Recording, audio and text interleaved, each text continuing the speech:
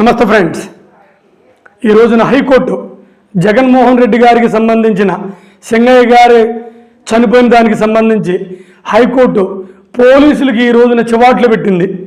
Driver గారు తప్పు చేస్తే జగన్మోహన్ రెడ్డి గారిని ఎలా అరెస్ట్ చేస్తారు అని అడిగింది. ఇంకా ఈ కేసులో హైకోర్టు ఏమేమి అడిగింది, అసలు ఈ కేసు పూర్వపరాలు ఏంటి, ఇది రాబోయే రోజుల్లో ఎలా ఉండిద్ది, ఎప్పుడు ఈ కేసును వాయిదా వేశారు, ఇవన్నీ కూడా నేను మీతో పంచుకుంటాను. కొంచెం ఛానల్ని సబ్స్క్రైబ్ చేసి ఎంకరేజ్ చేయండి. జై ఆంధ్రప్రదేశ్. ఇక మ్యాటర్లోకి వద్దాం. మనందరికీ తెలుసు, జగన్మోహన్ రెడ్డి గారు సత్తెనపల్లిలో ఒక కార్యకర్త చనిపోతే ఆయన్ని కలవడానికి వెళ్ళారు. ఆయన విగ్రహ ప్రదర్శనకి వెళ్ళారు. బాగానే ఉంది. ఆ ప్రాసెస్లో వెంగళపాలానికి సంబంధించిన సింగయ్య గారు అనే ఒక అతను, వైసీపీ అభిమాని గారు, అతను ఏదో వ్యాన్ గుద్ది చనిపోయారు. ఇది మనందరికీ తెలిసిన వార్త. అయితే జరిగిన 4 రోజుల తర్వాత టీడీపీ ఛానల్స్ అన్నీ కూడా, ముఖ్యంగా కొన్ని, అదిగో ఆయన చనిపోయింది ఏదో కారు గుద్ది కాదు, జగన్మోహన్ రెడ్డి గారి కారు కింద పడే అని ఒక వీడియో కూడా రిలీజ్ చేశారు. ఓకే, ఇంకేముంది, జగన్మోహన్ రెడ్డి గారి అరెస్ట్, జగన్మోహన్ రెడ్డి గారి కారుని సీజ్ చేశారు. అందరినీ, విడుదల రజనీ గారిని, సుబ్బారెడ్డి గారిని, ఆరెడ్డి గారిని, ఆ కారులో ఎంతమంది ఉంటే అంతమందిని త్వరలో అరెస్ట్ చేయబోతున్నారు. ఒక హత్యకు కారణం అయ్యాడు. అసలుకి జగన్మోహన్ రెడ్డి గారు మనిషా, మానవత్వం ఉందా అని దుమ్ము దూరబుట్టు పడేశారు. ఎవరో మన టీడీపీ ఛానల్స్ అన్నీ ఒకటిగా దగ్గర 10-15 ఉంటాయి. ఓకే, ఇక్కడ అభిమానులు కూడా చాలా ఉత్కంఠంగా అనిపించింది. అయితే చాలామంది సగటు మనుషులకి ఇదెక్కడ న్యాయం రా బాబు, డ్రైవర్ చేస్తే తప్పు చేసి ఉండొచ్చు, అందులో ఉన్న ప్యాసింజర్లకు సంబంధం ఏంటి అని. సరే, నాకు కూడా డౌట్ వచ్చింది, మొన్న కూడా వీడియో పెట్టాను. సరే, దాన్ని అలా వదిలేద్దాం. కోర్టుకి వెళ్ళిపోయింది ఈ కేసు. మరి ఊరుకోరు కదా, జగన్మోహన్ రెడ్డి గారు వాళ్ళు కూడా వాళ్ళకి సంబంధించిన పొన్నమల రెడ్డి గారు క్యాష్ పిటిషన్ ఏదో వేశారంట. సరే, వాయిదాకి వెళ్ళిపోయింది. జడ్జి గారు విన్నారు. మన టీడీపీ కూటమి తరపున గవర్నమెంట్ లాయర్ గారు కూడా వాదించారు. ఫస్ట్ ఆయన ఏం చెప్పారంటే, జగన్మోహన్ రెడ్డి గారు కారులో ఉన్నారండి, మరి ఉన్నప్పుడు డ్రైవర్ గారితో పాటు ఈ ప్యాసింజర్లు కూడా తప్పే అని ఈయన వాదించారు టీడీపీ లాయర్ గారు. అప్పుడు కోర్టు ఒకసారికి షాక్ గురైపోయింది, కంగుతుంది. కోర్టుకే వీళ్ళు చుక్కలు చూపించారు.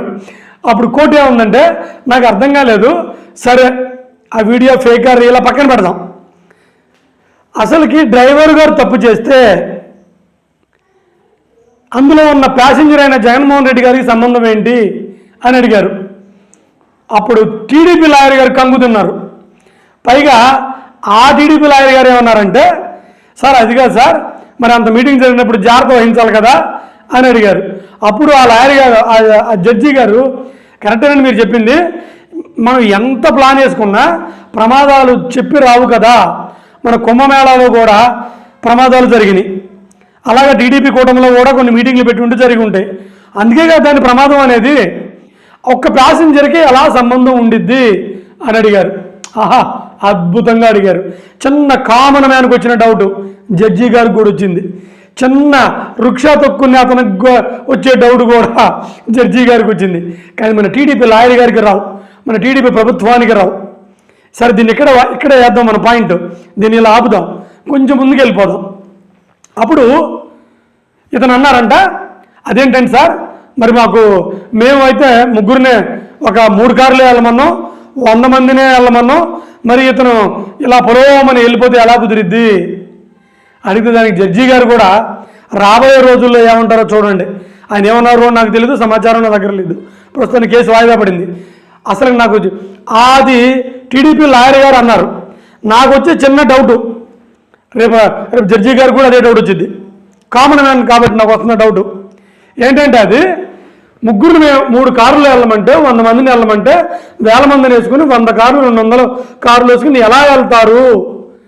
దానికి జడ్జి గారు, ఏమైనా నువ్వు చెప్పేయండి పొంతం లేవు, మరి నువ్వు కావాలంటే మరి ఇంకా సమాచారం మాకు ఇవ్వాలి అన్నారు. అందుకు అతను టీడీపీ లాయర్ గారు, మాకు ఒక 1 రోజులు టైం ఉండే, అప్పుడు మేము కేసును వాదించుకుంటా ఉన్నారు. సరే పొమ్మన్నారు. 1 రోజుల తర్వాత కూడా ఏం జరిగిద్దంటే, నాకు వచ్చిన డౌట్, ఎందుకంటే కామన్ మ్యాన్ కాబట్టి, ఇప్పుడు 3 కార్లతో 100 మందితో వెళ్ళటానికి జగన్మోహన్ రెడ్డి గారు ఏమన్నా గ్రామ ప్రెసిడెంటా, లేదు ఒక చిన్న సైజు లీడరా? కాదు కదా. సరే, చిన్న సైజు లీడర్ అయినా, చిన్న పర్సన్ అయినా తనకి కామన్ రైట్ ఉంది, కామన్ రైట్. ఆర్టికల్స్ ప్రకారం నాకు పెద్దగా I'm not a social teacher, I'm English teacher. Every citizen has a common right to participate in ఒక ఊరేగింపుల్లో పాల్గొనడానికి కామన్ మ్యాన్కి రైట్ ఉండిద్ది. కామన్ మ్యాన్ ఎక్కడికైనా వెళ్ళడానికి కూడా రైట్ ఉండిద్ది. అతను వెళ్ళి శాంతియుతంగా ఒకటి జరుపుకొని రావడానికి ఒక కామన్ మ్యాన్కి రైట్ ఉండిద్ది. అలాంటిది ఒక మాజీ సీఎం గారికి ఊరేగింపో లేకపోతే ఇంకోటో వెళ్ళటానికి రైట్ ఉండదా? ఆ వెళ్ళిన వ్యక్తికి ప్రొటెక్షన్ కల్పించవలసిన బాధ్యత ప్రభుత్వానికి ఉండదా? లేదు. మీరేమంటున్నారు? లేదు సార్, అక్కడ వెళ్తే ప్రమాదాలు జరుగుతాయి, అందుకే జగన్మోహన్ రెడ్డి గారిని వెళ్ళొద్దని మేము అన్నాం అని మీరు అనొచ్చు. టీడీపీ లాయర్ గారు కరెక్టే. అది ఎప్పుడు ఇరు వర్గాలు ఘర్షణ పడుతున్నప్పుడు, 144 సెక్షన్ ఉన్నప్పుడు, ఏదో గట్రా సెక్షన్స్ ఉన్నప్పుడు అప్పుడు వెళ్ళకూడదు. అప్పుడు అంటే ఆ ప్రత్యర్థులు దాడికి వచ్చేటట్టున్నారు, అందుకని మీరు వెళ్ళకూడదు, ఇది మా సెక్షన్, మా రూలు, 144 సెక్షన్ అమల్లో ఉంది, అందుకని ఎవరు వెళ్ళకూడదు అని అప్పుడు చెప్తే మీరు చెప్పే సెక్షన్ వర్తిస్తాయి. లేదు కదా, వాళ్ళ మనిషిని వాళ్ళ లీడర్ పరామర్శించుకోవడానికి వెళ్తున్నారు. సో ఇక్కడ నో ఘర్షణ, ఓన్లీ ప్రొసెషన్, ఊరేగింపు ఉండిద్ది. ఆ ఊరేగింపులో వెళ్ళేటప్పుడు చేతనైతే మనం ప్రొటెక్షన్ ఇవ్వాలి, రక్షణ కల్పించాలి. అలాంటి సంఘటనలు జరగకుండా అవి లేవు. రేపు జరిగే వాదనలు కూడా అలాగే ఉండిద్ది. రేపు జడ్జి గారు కూడా ఇలాగే అడుగుతాడు, ఎందుకంటే నా కామన్ మ్యాన్కి వచ్చింది కాబట్టి ఆయన ఒక కామన్ మ్యాన్ లాగా అడుగుతారు. He is the majesty, he is the judicial leader. మనం కాదను, ఆయనకు కూడా రేపు ఇదే డౌట్ వచ్చింది. కావాలంటే చూడండి, ఎందుకంటే నాకు చిన్న డౌట్లు ఇవన్నీ పెద్ద డౌట్లు ఏం కాదు. ఇంకొకటి, ఇక్కడ మనం ఒక మీరు అనొచ్చు, మీరు ఎవరన్నా అనొచ్చు, అదేంటి సార్ మరి సోపాని కృష్ణమురళి గారిని లేకపోతే ఇంకొకళ్ళని ఇంకెవరు అరెస్ట్ చేశారు, వంశీ గారిని, ఇంకా ఎవరున్నారు, బోరుగడ్డ అనిల్ గారిని, వీళ్ళందరినీ అరెస్ట్ చేశారు కదా, మరి వాళ్ళు పెట్టినవన్నీ కరెక్టే కదా కేసులు అంటే, వాళ్ళు సోపాని కృష్ణమురళి గారు, బోరుగడ్డ అనిల్ గారు వీళ్ళు అతిక్రమించారు. వీళ్ళు నోరు జారారు. నోరు జారటం వేరు, రాజ్యాంగం ఇచ్చిన అధికారాన్ని ఉపయోగించుకోవడం వేరు. వాళ్ళు బండనాభూతులు తిట్టారు.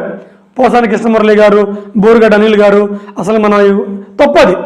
అది ప్రతిపక్షమైనా అధికార పక్షమైనా ఒక వ్యక్తిని తిట్టకూడదు, దూషించకూడదు.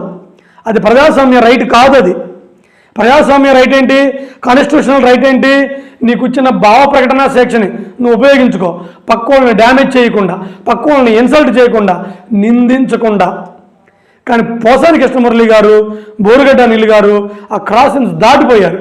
అందుకని ఆటోమేటిక్గా కేసు పెట్టారు, వాళ్ళని జైల్లో వేశారు. ఇది కరెక్టే, ఇది న్యాయమే, ఇది సబబే. కానీ రెడ్ బుక్ చేతిలో ఉంది కదా అని ఎల్లో రాజ్యాధికారాన్ని రాసుకొని ప్రత్యర్థుల్ని లేదా ప్రజాస్వామ్యవాదుల్ని లేదా అదే ప్రతిపక్షాన్ని ఇష్టం వచ్చినట్టు కేసులు పెట్టేసి పోతామంటే అక్కడ ఉంది రాజ్యాంగం, అక్కడ ఉంది ఎల్లో బుక్ రెడ్ బుక్ కాదు, constitution. The greatest wise persons in the world and in India they wrote constitution. వాళ్ళు అన్ని సమానంగా అందరికీ రాశారు. ఆ కాన్స్టిట్యూషన్ కాపాడిద్ది. ఇది మనకేదో మీరు చెప్పిన దాంట్లోనే ఉంది రెడ్ బుక్ ఎల్లో బుక్ అని. మీరు రాసుకున్న బుక్కులు మీ ఓటికి అవి పరిమితి కలిగి ఉంటాయి. అవి రాజ్యాంగాన్ని దాటి రాజ్యాంగ హక్కులను దాటి అంత సీన్ అటుకు ఉండదు. అందుకని మనం ఏదో కక్ష కట్టి కక్ష సాధిద్దాం అనుకుంటే అరెస్టులో లేకపోతే ఇంకోటి అవుతాయి. కానీ రాజ్యాంగం కాన్స్టిట్యూషన్లో నిలబడం, కోర్టులో నిలబడం. ఇంకా నయం, రేపు అవసరమైతే జడ్జి గారు కూడా ఇలా అడగొచ్చు. అడిగితే నాకు ఇంకా ఆయన అడగలేదు, ఆయన అడిగిన దాన్ని బట్టి నేను ఇలా చెప్పగలను. ఇప్పుడు ప్యాసింజర్ సంబంధం ఏముందండి, డ్రైవర్ గారు చేస్తే అన్నారు, కరెక్టే. నేను అడిగేది ఏంటంటే రేపు ఆర్టీసీ డ్రైవర్ గారు ఏదో పొరపాటు జరిగి యాక్సిడెంట్ చేస్తారు, ఆర్టీసీ డ్రైవర్ గారి మీద పెడదామండి ఆ కేసు, లేదా అందులో ఉన్న ప్యాసింజర్లు మొత్తం మీద పెట్టేద్దామండా?